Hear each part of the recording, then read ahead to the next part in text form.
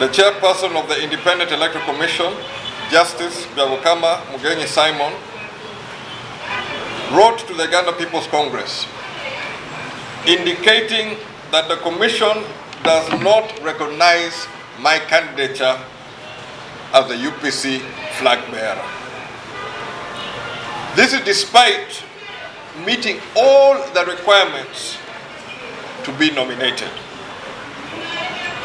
In compliance with the Constitution and the electoral laws, UPC presented all the requirements for the nomination of its flag bearer.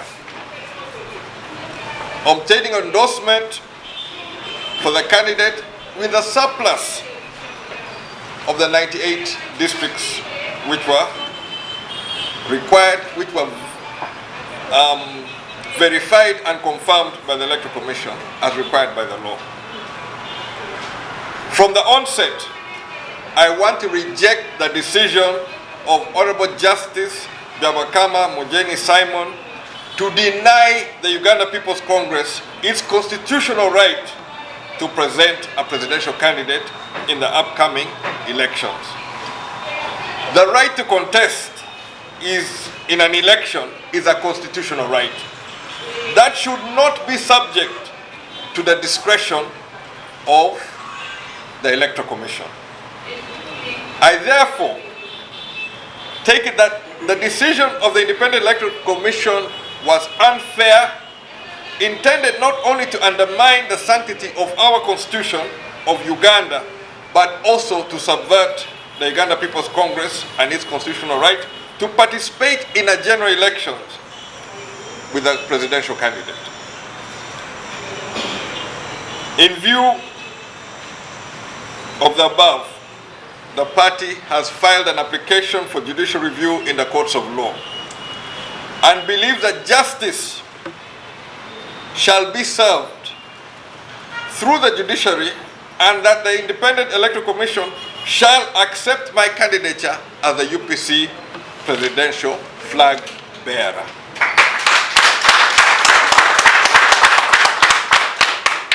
I want to urge all party leaders and members to remain calm and move forward with the ongoing mobilization and preparation for UPC's participation in the upcoming elections at all levels, from the local governments right through to the President of the Republic. I wish to congratulate all UPC flag bearers who have already been nominated for various local government positions. As we are handling this matter at hand, I want to inform the entire membership and the general public that all our flag bearers for members of parliament are set for nomination next month.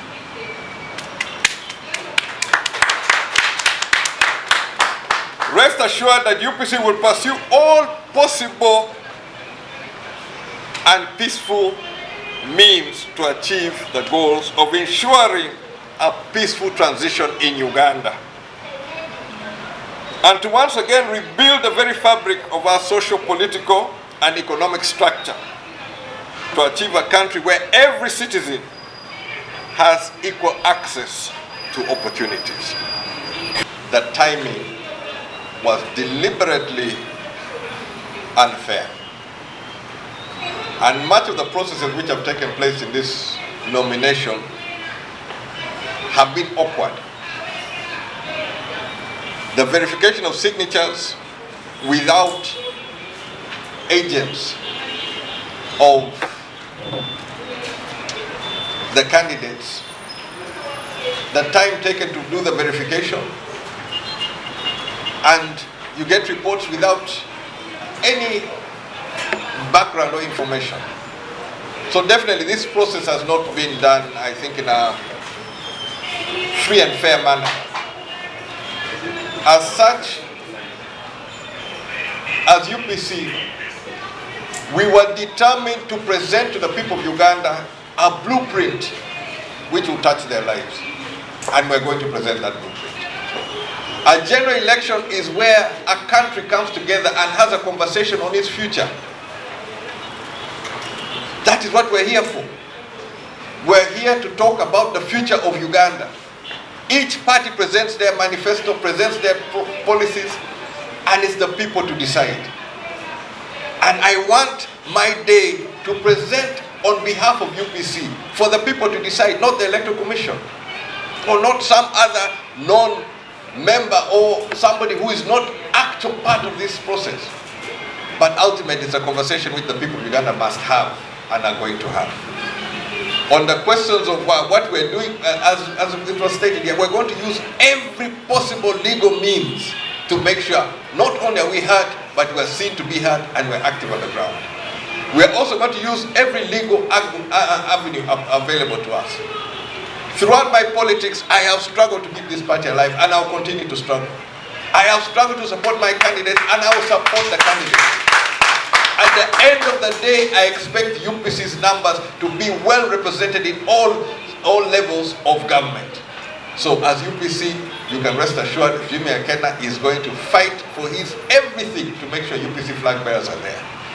On the question of legalities or questions of law, I'm going to leave it to Honorable Jonathan to tackle that one. But I just want to make sure that all people know that UPC is not going quietly. UPC is not broken. Those who think UPC had died, no chance. While we are alive, UPC will continue to thrive. The only time you can say UPC had factions was in 2015. 2015, they had two sides of UPC. One side had 1 MP, the other side had 9. So those are the factions.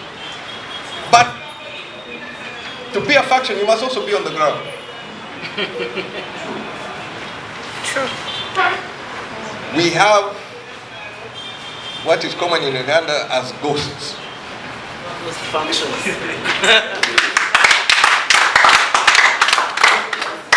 They have no function, they have no form, they have nothing which identifies them as part and parcel of a political entity. Right here, I have members of parliament and others seeking to be members of parliament. I have been on the field with many of them, I have campaigned with them, and I'm going to campaign with them again to make sure that UPC flag flies high. If these so-called factions you're talking about, if they are fielding candidates, I don't know where they're fielding them because it's not in Uganda. They're nowhere in Uganda. There's no local government where they're there. Here we have a chair of a local government. There's one of us here. He's now going for a member of parliament. So you cannot have factions which don't exist in the politics. UPC is a political party. UPC as a political party participates in politics, is concerned about the well-being of the citizens, speaks about the well-being of the citizens. Who are these who are not speaking about the well-being of the citizens? The only option they have is how they can stop. Each time you call a meeting, people run to court. No? You call a delegates conference, people run to court. You call a meeting, they run to court. What do they want? Did any of these people try to even collect and return signatures? They didn't. So in fact, the Electoral Commission should not have been even looking at this thing. If only one person in the name of UPC returned the signatures, what more do you need?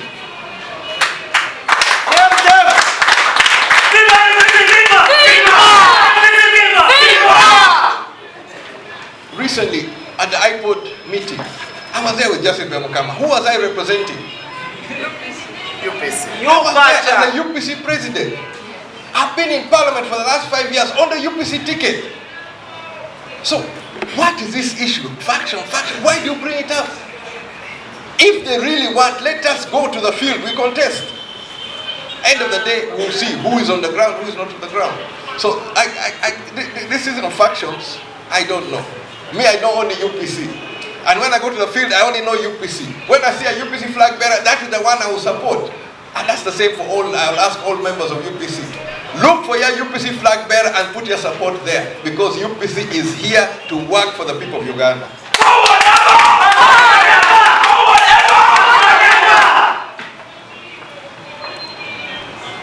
I was supposed to be presenting my manifesto today. We had scheduled our nomination today, and I was going to present a manifesto to the people of Uganda. I am still going to present this manifesto. But I want to distinguish, this manifesto is not a wish list, it's not just a talking thing. This is a manifesto which touches on the needs of the people of Uganda, which touches on the desires of the people of Uganda, and which touches on the future of the people of Uganda. When I unveil this manifesto and the campaign, then some people will begin to realize why it is that there are those who do not want Jimmy Akena on the ballot. As Jimmy Akena, I've always talked on issues. For me, this campaign is about issues. Not about personalities, not about this or that, but about the issues, and the issues which affect the people of Uganda. Person on behalf of UPC who presented signatures is Jimmy Akena. There is no other. And you've been satisfied. So, where does the issue come about? Clearly, there's internal or external interest in the matters of UPC. I will not go into other details because I'll leave that to the lawyers, but clearly, this is not something which just happened. Because never has it ever happened that a candidate is disqualified before nomination. You members of the press, has it ever happened in the history of Uganda? How is it now in 2025 overreach? One candidate being disqualified. This candidate has prepared for this day. 20 years in parliament, honing the skills. Been in politics long before. How many opportunities do you get to stand as a member or as a presidential candidate? It comes once in a lifetime. How sure, if I look around, how sure any of us are going to be around in 2031? We don't know. The question is now. Why now? I'll leave that to those who have tried to undermine UPC, but I'll assure them UPC is not dying. Not today, not under my watch.